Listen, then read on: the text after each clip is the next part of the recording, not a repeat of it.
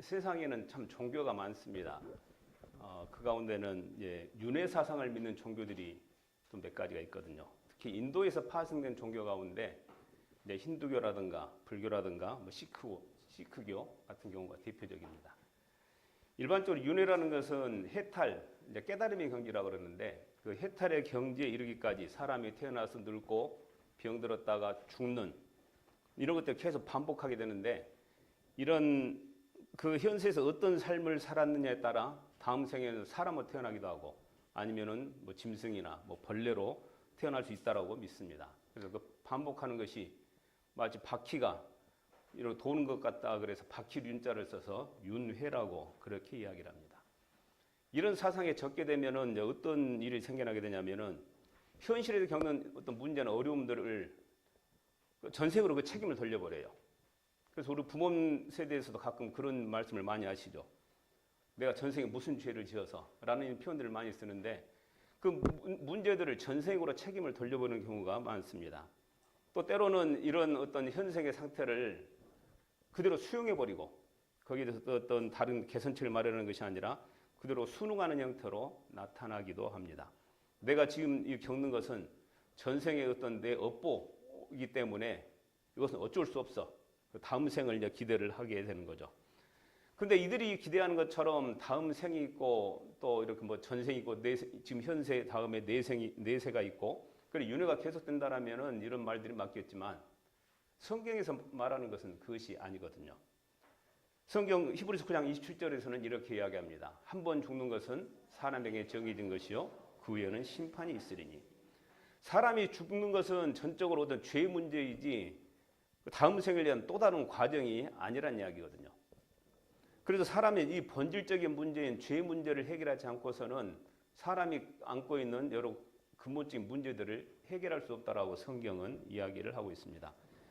그래서 우리가 전생이 어떻네, 또 내세는 어떨 것이네 하는 이런 것들은 하나 다른 아무 소용없는 일이라는 것을 알 수 있죠. 실제로 이제 불교를 믿다가 예수를 믿은 사람들 가운데 이런 고백을 하는 사람이 참 많이 있습니다. 예전에 내가 죄 문제를 내가 어떻게든 해결해 보려고 공덕도 쌓고 노심초사 내 마음을 닫고 이런 식으로 많은 노력을 했는데 그렇게 힘들게 살았었는데 예수님을 만나고 보니까 내 죄 문제가 다 해결이 되어버렸더라. 그래서 내가 진정한 평화를 얻었다라고 이야기하시는 분들이 많이 있습니다. 이것은 종교라는 이름으로 멍해를 만들어가지고 사람들의 삶과 또 그런 사상을 지배하는 것이 얼마나 무서운지를 보여주는 그런 예가 될 것 같습니다. 사람의 근본적인 죄 문제를 해결하지 않고 어떤 다른 것을 기대한다. 또 자기 힘으로 자기 노력을 통해서 뭔가를 이루한다라는 것은 있을 수가 없다라는 이야기죠. 그런데 여러분 우리 기독교 안에는 이런 문제가 없을까요? 우리 다른 종교 이야기를 하고 있습니다만은 교회 다닌다고 해서 다 똑같은 신앙인이라고 말할 수는 없을 겁니다. 그렇죠?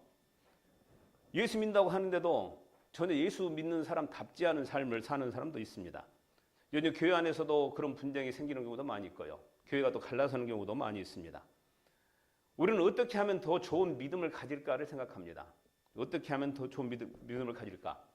그러나 믿음의 근본 대신 예수 그리스도를 빼놓고는 믿음에 대해서 더 좋은 믿음에 대해서 이야기한다는 것은 있을 수가 없다라는 이야기죠. 다른 종교를 가진 사람들은 전생으로 책임을 미루고 아니면 내세를 위해서 오늘 이 생을 또 참고 견디고 그냥 그런 순응에 살아가 버리지만 성경이 우리에서 가르치는 진리, 성경이 우리에게 보여주는 이것은 예수 그리스도께서 이 땅에 성육신하셔서 오셔서 우리 모든 죄를 대신 지시고 죽었다가 부활하신 이 모든 것들이 정말 예수 그리스도 안에서 발견되어지는 믿음 안에 사는 삶을 사는 사람이라야 그 의미를 제대로 이해할 수 있다라는 그런 이야기입니다. 오늘 이 시간 여러분의 믿음의 현주소를 한번 보는 시간이 되기를 원합니다. 여러분의 믿음이 올바른 믿음인지 한번 살펴보는 시간. 그래서 여러분이 주님이라고 고백하는 그 예수님과 여러분은 어떤 관계를 맺고 있는지 한번 살펴보는 그런 시간이 되기를 원하고 그 주님의 메시지가 성령을 통해 여러분에게 들려지시길 바랍니다. 여러분은 믿음 안에 있습니까? 바울은 다양한 문제 가운데 또 고린도 교회 성도들에게 이것을 물어봅니다. 고린도서 13장 5절에서 너희는 믿음 안에 있는가 너희 자신을 시험하고 확증하라고 이야기해요. 우리 세 번역 한번 읽어볼까요? 여러분은 자기가 믿음 안에 있는지를 스스로 시험해보고 스스로 검증해 보십시오. 여러분은 예수 그리스도께서 여러분 안에 계시다는 것을 알지 못합니까? 모른다면 여러분은 실격자입니다. 이렇게 표현해놨어요.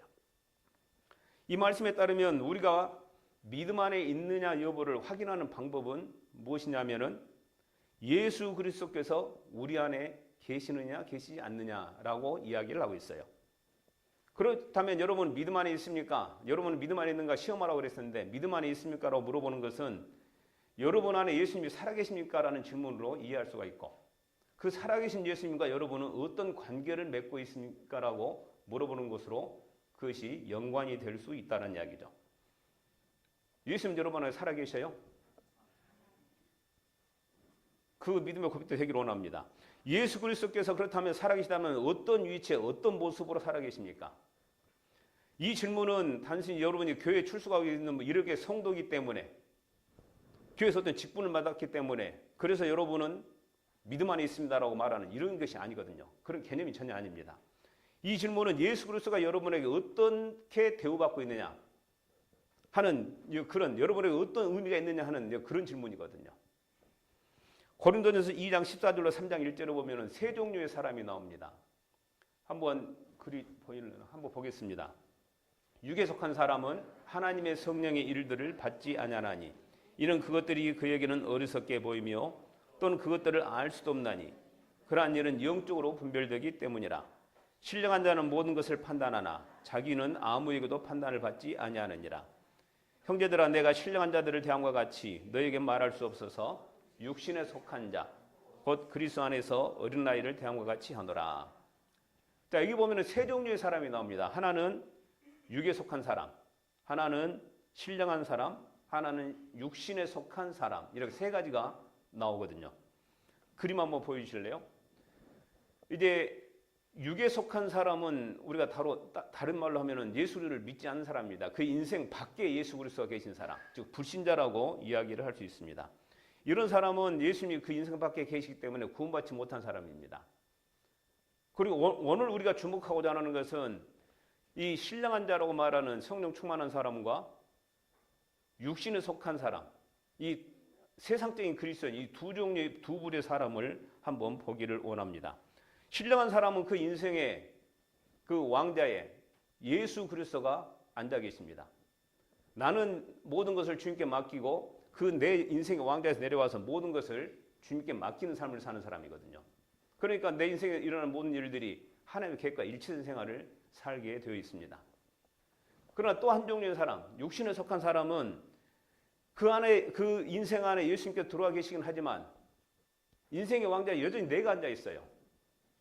그리스도는 여전히 내 인생에 들어와 계시긴 하지만 모든 것을 내가 주관하고 내가 처리하는 그런 사람입니다. 그렇기 때문에 그의 삶을 보면 불신자의 삶이나 전혀 다를 바가 없습니다. 여전히 불안하고 좌절과 혼란이 그의 삶을 지배하는 이런 것들을 볼 수 있다는 이야기죠. 따라서 오늘 여러분들이 생각해 봐야 할 것은 그리스도인이라고 하는 나는 과연 어떤 사람인가 하는 것입니다. 신령한 사람인가? 육신에 속한 사람인가? 물론 우리의 삶이 완벽할 수 없기 때문에 나는 완벽하게 신령한 자라고 우리는 말하기가 쉽지 않습니다. 또 그렇게 말하는 것도 어떻게 부끄러운 일일 수도 있습니다. 그러나 적어도 내가 추구하는 삶의 방향이 어디를 향하고 있느냐 하는 것이죠. 나는 신령한 자의 삶을 위해서 그렇게 추구하는 그 방향성을 가지고 달려가고 있는지 아니면 여전히 육신에 속한 자로서 예수 그리스도보다는 내가 주인이 되어 삶을 살고 있는지 이런 부분들을 보고자 하는 것입니다. 그래서 오늘 성경 말씀은 여러분들이 계속 도전하시는 거죠. 너희는 믿음이 있느냐? 너희 안에 예수 그리스도가 살아계시느냐? 정녕 살아계신다 한다면은 너는 그 예수 그리스도와 어떤 관계를 믿고 그 예수님은 너희의 삶 속에서 어느 위치를 차지하고 있느냐? 이에 대한 여러분 대답은 이렇게 될 것입니다. 예수 그리스도가 나의 주인이십니다. 예수 그리스도가 나의 인생의 왕이십니다라고 고백하는 그런 믿음으로 되어야 될 줄로 믿습니다. 그래서 이런 믿음의 고백 상태가 잘 이루어져야 정말 여러분의 삶이 온전한 믿음 안에 있다라고 그렇게 이야기할 수 있을 것입니다. 아멘. 자, 그렇다면 왜 예수님이 우리 인생의 왕이 주인이 되셔야 할까요? 첫 번째, 예수님이 우리 죄 문제를 근본적으로 해결해 주기 때문입니다. 아멘. 우리는 본질적으로 죄인입니다. 죄로 인해서 완전히 우리는 죽어버렸던 존재예요. 그래서 하나님과 관계는 끊어져 버렸습니다. 이 죄 문제는 어떠한 행위나 공로로 해결할 수 없는 문제거든요. 그런데 흠없고 죄 없으신 예수 그리스도께서 우리를 대신해서 십자가에서 이 죄 문제를 단번에 영원히 완전하게 해결해 주셨습니다. 히브리서 10장 11절로 14절 말씀입니다. 제사장마다 매일 서서 섬기며 자주 같은 제사를 드리되 이 제사는 언제나 죄를 없게 하지 못하거니와 오직 그리스도는 죄를 위하여 한 영원한 제사를 드리시고 하나님 우편에 앉으사 그 위에 자기 원수들을 자기의 발등상이 되게 하실 때까지 기다리시나니 그가 거룩하게 된 자들을 한 번의 제사로 영원히 온전하게 하셨느니라. 아멘. 우리의 모든 죄 문제를 영원히 온전하게 해결하신 것 예수 그리스도께서 우리에게 찾아오셔서 이제는 내가 너와 함께하기를 원한다. 내가 내 삶의 주인이 되기를 원한다라고 그렇게 말씀하시는 거거든요. 죄로 인해서 나는 내 자신에 대한 통치권을 상실해버렸습니다. 죽어버렸기 때문에. 나는 나에 대한 통치권을 상실해버렸는데 예수님께서 이 모든 죄 문제를 근본적으로 해결하심으로 말미암아 예수 그리스도 안에서 그것이 회복되도록 만드신 일을 주님이 하시는 거거든요. 그것을 여러분들이 보시기를 바랍니다. 왜 예수님이 우리 인생에 되셔야 될까? 두 번째로 나는 십자가에 죽었기 때문입니다. 오늘 말씀이죠. 갈라디아서 2장 20절 내가 그리스도와 함께 십자가에 못 박혔나니 그런즉 이제는 내가 사는 것이 아니요 오직 내 안에 그리스도께서 사시는 것이라.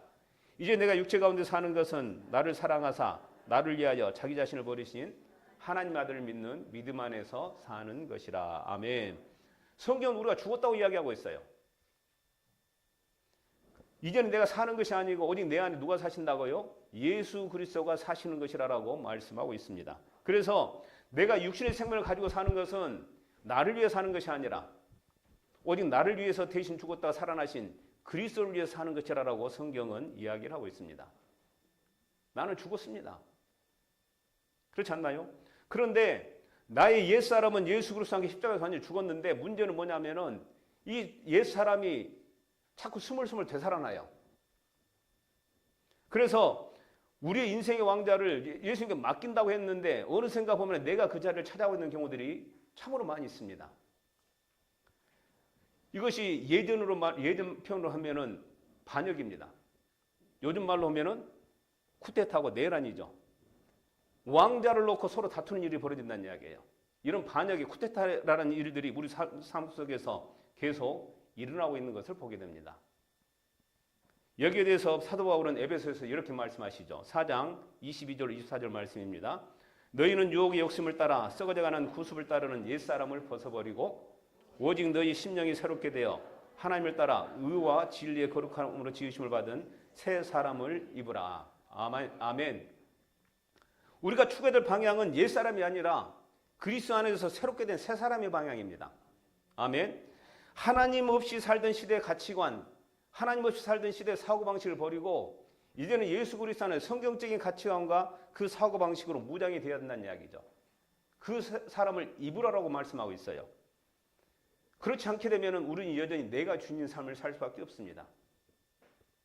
우리는 죽었습니다. 우리 옛사람은 십자가에서 완전히 죽어버렸습니다. 그 옛사람을 살리는 일들을 여러분들 하지 않기를 바랍니다. 왜 예수 그리스도께 우리 인생의 주인이 되셔야 되는가? 세 번째로는 예수님이 나보다 나를 더 잘하시기 때문에 그래요. 요한복음 2장 25절에 보면은 또 사람에 대하여 누구의 증언도 받으실 필요가 없었으니 이는 그가 친히 사람의 속에 있는 것을 아셨음이라 그래요. 예수님은 사람들을 사랑하셨습니다. 그런데 그 몸을 사람들에게 의탁하지는 않으셨어요. 왜? 그 사람의 본성이 어떤지를 잘 알고 계셨기 때문에 그 몸을 의탁하지 않으셨다라고 성경은 이야기를 하고 있는 거거든요. 그래서 끊임없이 그러면서 사람들에게 너 인생의 주인이 참 주인이 누군 줄 아냐라고 계속 가르치고 계시는 거죠. 네가 주인이 아니라 오직 하나님만이 나만이 너희의 인생의 주인이 될 수 있다라고 그렇게 이야기를 하고 있습니다. 시편 말씀 보면은 이런 표현이 있어요. 한번 같이 읽어보겠습니다. 여호와여 주께서 나를 살펴보셨으므로 나를 아시나이다. 주께서 내가 앉고 일어섬을 아시고 멀리서도 나의 생각을 밝히 아시오며 나의 모든 길과 내가 눕는 것을 살펴보셨으므로 나의 모든 행위를 익히 하시오니 여호와의 내 혀의 말을 알지 못하시는 것이 하나도 없으시니이다. 아멘. 이것은 시편 기자가 여호와 하나님의 어떤 전지전능하심 이것을 이제 찬양하는 그런 내용인데 예수님께도 똑같이 적용이 가능하죠. 왜냐하면 본질상 동등하신 하나님이시기 때문에 예수님에게도 동일하게 이 말씀이 적용될 수 있습니다. 물건을 만든 사람과 사용하는 사람 중에 그 물건을 잘 아는 사람이 누굴까요? 만든 사람이 잘 알죠. 그 만든 사람이 그 물건에 대해서는 가장 잘 알고 있습니다. 예전에 제가 가지고 있는 노트북이 문제가 생겨가지고 수리센터에 가지고 간 적이 있었습니다. 저는 이것이 곧 문제가 될 것 같아요. 노트북을 새로 사야 되나 이런 고민을 하면서 혹시나 무슨 일이 생길지 몰라서 급히 갔는데 그냥 잠깐만 기다리세요 하더만은 한 15분도 안 돼가지고 뚝딱 고쳐냈습니다. 그 사람은 이 만든 모든 내용들 잘 알고 있는 사람이라 어디가 문제 있는지를 금방 찾아내서 부품 하나 교환해버리니까 다 끝나버렸어요. 근데 모르는 나는 그 사용만 할 줄 알았지 그것이 어디에 문제 있는지를 근본적으로 알지 못하고 결국은 수리센터에 갈 수밖에 없었다는 이야기죠. 예수님은 우리의 창조주십니다. 예수님은 우리의 주인이 되십니다. 그래서 우리의 모든 걸 잘 알고 계시는 분이셔요. 그 예수님께 우리 인생을 맡기는 것이 낫겠습니까? 안 그러면 초보자인 내가 내 인생을 주관하는 것이 낫겠습니까? 내가 내 인생을 다스리고 주관하려고 하다 보면은 큰 사고가 나올 수밖에 없어요. 그러나 내 인생을 가장 잘 아시는 예수님께서 우리 인생을 다스리고 나가신다라면은 그건 하나님 앞에 가장 아름다운 인생으로 남으리라고 저는 확신합니다. 왜 우리가 예수 그리스도를 우리의 주인으로 삼아야 되는가? 예수님은 만물의 주인이 되시기 때문에 그렇습니다. 아멘. 고린도서 1장 15절로 17절 말씀입니다. 그는 보이지 아니하는 하나님의 형상이시요 모든 피조물보다 먼저 나신 이시니 만물이 그에게서 창조되되 하늘과 땅에서 보이는 것들과 보이지 않는 것들과 혹은 왕권들이나 주권들이나 통치자들이나 권세들이나 만물이 다 그로 말미암고 그를 위하여 창조되었고 또한 그가 만물보다 먼저 계시고 만물이 그 안에 함께 섰느니라. 아멘. 예수님은 만물의 창조자라고 말씀하고 있어요. 하늘과 땅의 모든 피조물이 예수님을 위해서 창조되었고 아멘. 그 만물이 예수님 안에서 운행되고 다 그 안에 있다라고 성경은 이야기하고 있습니다. 그렇다면 우리에 대한 소유권도 마찬가지죠. 나에 대한 지배권, 통치권이 누구에게 있다고요? 예수 그리스도 안에 있습니다. 우리 인생의 주인이 바로 예수 그리스도가 되어야 될 이유가 바로 여기에 있는 거죠. 모든 피조물은 창조주와의 관계 속에서 그의 가치와 존재가 발견됩니다. 그 만물이 그렇게 해야 그 질서 가운데서 제대로 운행이 되는 것인데 거기서 벗어나게 되면 큰 사고가 생기는 거죠. 이것은 우리가 주인과 관계에서도 마찬가지입니다. 예수님은 하나님 아들로서 십자가의 죽음과 부활을 통해 우리의 죄를 대속하셨고 우리에게 구원의 길을 열어주셨습니다. 믿는 자들을 하나님의 자녀로 삼아주셨습니다. 아멘. 그분은 교회의 머리가 되십니다. 그리고 예수 그리스도께서 이런 놀라운 은혜를 우리에게 주신 것은 그 주님과 우리와의 관계를 바로 설정하고 정립하고자 하는데 그 이유가 있었던 것이죠. 따라서 우리가 만물의 주인이시고 우리 모든 통치자 되신 예수 그리스도와 관계가 이렇게 제대로 성립되지 않는다면 우리의 삶은 완전할 수가 없습니다. 예수 그리스도를 여러분의 주인으로 인정하시길 바랍니다. 인정할 뿐 아니라 인정한 대로 여러분의 삶의 방향을 맞춰 나가십시오. 그것이 여러분에게 있어서 가장 복된 길인 줄 믿습니다. 자, 그렇다면 예수님을 어떻게 하면 실제로 우리의 주인으로 삼을 수 있을까? 몇 가지를 한번 말씀을 드리겠습니다. 먼저 매일매일 순간 정욕과 탐심을 십자가에 못 박아야 합니다. 쉽지 않은 일이죠. 근데 갈라서 5장 24절에서는 이렇게 말씀하고 있어요. 그리스도 예수의 사람들은 육체와 함께 그 정욕과 탐심을 십자가에 못 박았느니라라고 말씀하고 있습니다. 우리 안에서는 끊임없이 내가 주인되는 욕심들이 살아나죠. 죄성이 아직도 살아있기 때문에 그렇습니다. 그런데 성경은 그 정과 욕심을 십자가에 못 박은 존재가 그리스도인이라고 이야기하고 있어요. 내가 입으로는 예수님이 나의 주인이다라고 이야기하는데 실제 삶 속에서는 여전히 내가 주인 되어 살고 있는 나의 옛 모습 이런 것들을 어떻게 하라고요? 십자가에 못 박았다라고 그렇게 해나가야 된다라고 성경은 이야기를 하고 있습니다. 우리의 삶은 영적 싸움이거든요. 이것을 여러분이 결코 잊어서는 안 됩니다. 우리의 가치관과 사고방식이 변화돼야 돼요. 예수 그리스도를 나의 주님으로 모셨다라면은 보라 새 것이 되었다라고 말씀하셨던 그 주님의 말씀이 우리서 이루어졌음을 우리가 확신하고 예전의 세속적인 가치관, 그런 사고방식들은 버려야 됩니다.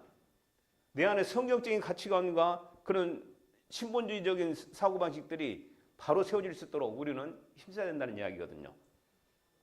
그리고 삶의 변화가 동반돼야 됩니다. 이것은 쉬운 일이 아니죠. 한두 번은 결심한다고 해서 이루어지는 것도 결코 아닙니다. 매일 매순간 옛사람을 십자가에 못 박는 이런 영적 투쟁이 되어져야 매일 매순간의 삶이라고 그렇게 이야기를 하고 있는 거거든요. 평생을 통해서 이런 영적 싸움이 우리 가운데 있기를 원하고 그걸 통해서 주님이 함께 하시는 놀라운 은혜를 경험하시길 바랍니다. 두 번째로 주님으로 모시는 실제 방법은 매일 매순간 성령님 의지해야 돼요. 이것은 우리가 정과 욕심을 십자가에 못 박았다고 이야기를 하는데 사실상 쉽지가 않은 일이거든요. 언제 이것이 되살아날지 알 수 없는 것이기 때문에 내 힘으로 이걸 할 수 없습니다. 그래서 성경은 항상 성령을 의지하라고 이야기합니다. 갈라디아서 5장 25절, 아까 24절 다음 말씀이죠. 말씀 한번 봐볼까요? 만일 우리가 성령으로 살면 또한 성령으로 행할지니라고 말씀하셔요. 우리가 성령 안에서 해야 된다는 이야기죠. 그리스도 예수의 사람들은 육체와 함께 그 정욕과 탐심을 십자가에 못 박았습니다. 그리고 그 다음에는 어떻게 된다고요? 성령으로 살아야 된다고 이야기하고 있어요. 이것이 되지 않고서는 앞에가 되어줄 수 없다라는 그런 이야기죠. 성령 충만한 사람은 말이 변합니다.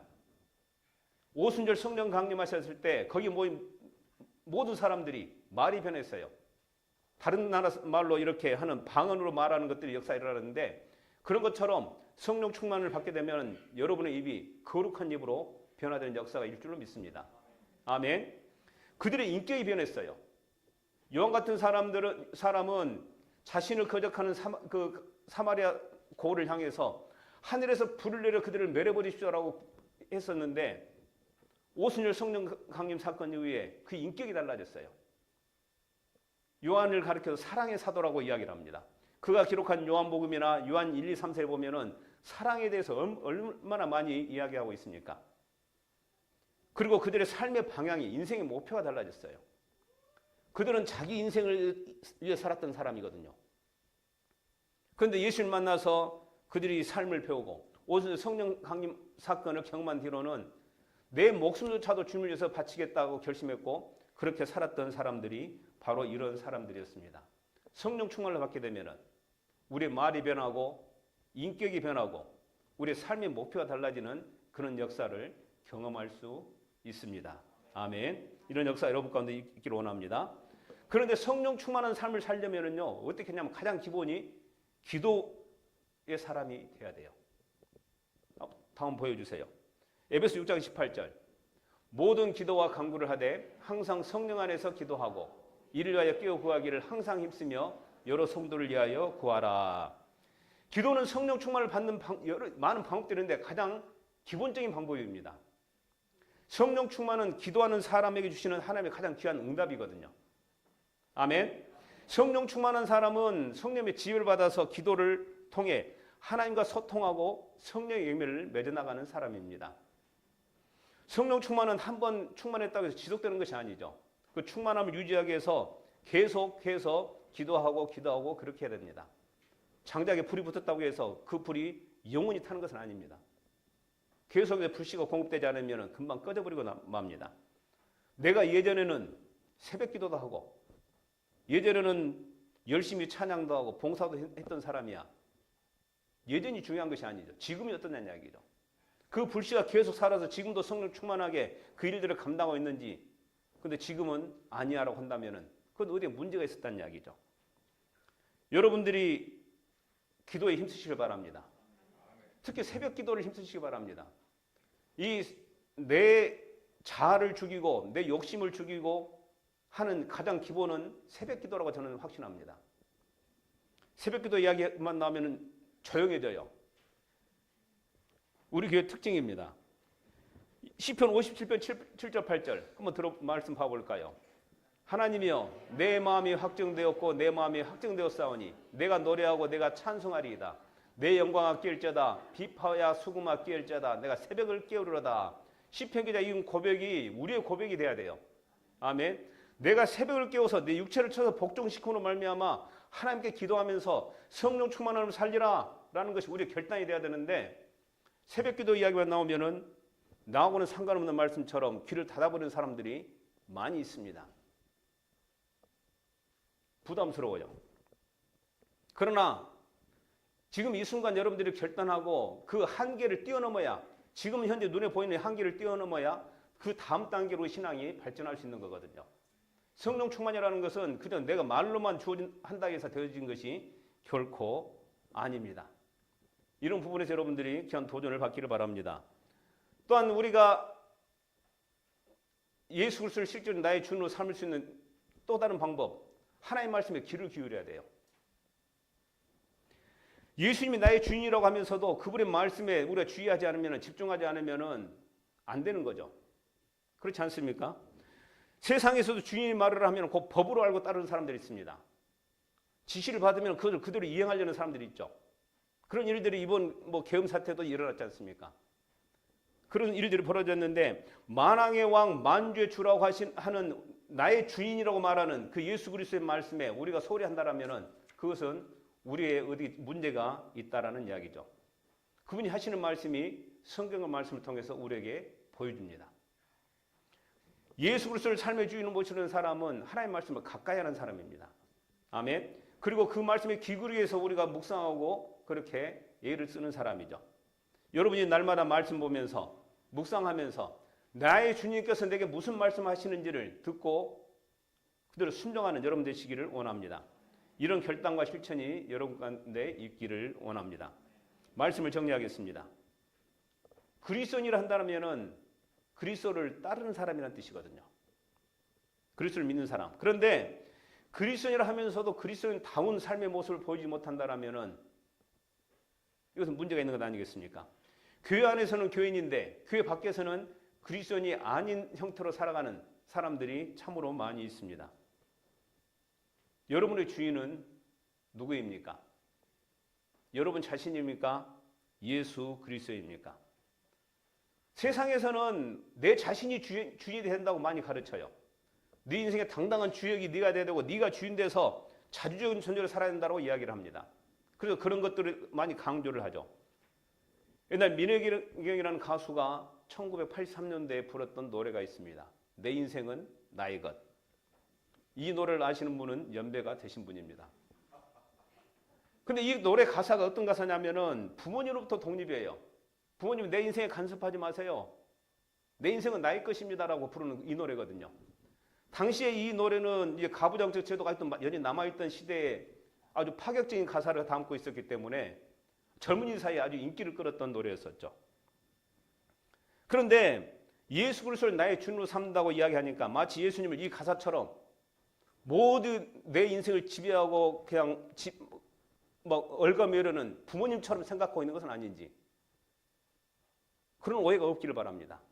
예수님은 우리 인생을 얽어매고 통제하고 지배하기 위해서 우리를 주인이 되기를 원하시는 것이 아니라 우리가 예수 그리스도 안에서 완전한 자유함을 가지고 온전한 삶을 살도록 하시기 위해서 우리의 주인이 되기를 원하시는 거예요. 세상 부모하고는 완전히 다르죠. 세상의 지배자하고는 완전히 다른 것이 우리 예수님과 우리의 관계입니다. 그래서 예수님을 나의 주님이라고 고백하는 것은 나는 예수님께 속한 사람입니다.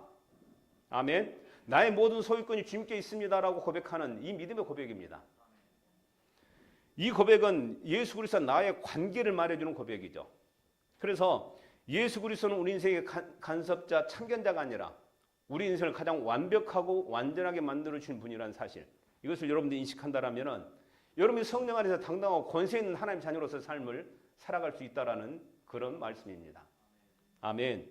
여러분 인생이 풍성해지기를 원하십니까? 더 복되기를 원하십니까? 예수 그리스도를 여러분의 주인으로 삼으십시오. 인정하십시오. 그리고 거기에 맞는 삶을 살아내십시오. 아멘. 이것이 바로 하나님 말씀대로 이루어지는 성령의 역사입니다. 이 시간 여러분 각자에게 질문을 던져보시기 바랍니다. 내 인생의 주인은 누구인가? 예수 그리스도는 내게 어떤 의미가 있는 분인가? 나는 그분께 나의 인생을 맡기기를 원하는가? 그렇다면 나는 예수 그리스도를 어떻게 지금 대우하고 있는가? 이런 질문을 스스로 답해보면서 예수 그리스도를 나의 주님으로 인정하고 변화의 자리로 나아가는 그런 주인공들이 다 되시기를 바랍니다. 예수 그리스도 관계가 실질적으로 개선되면서 여러분 안에 놀라운 성령의 역사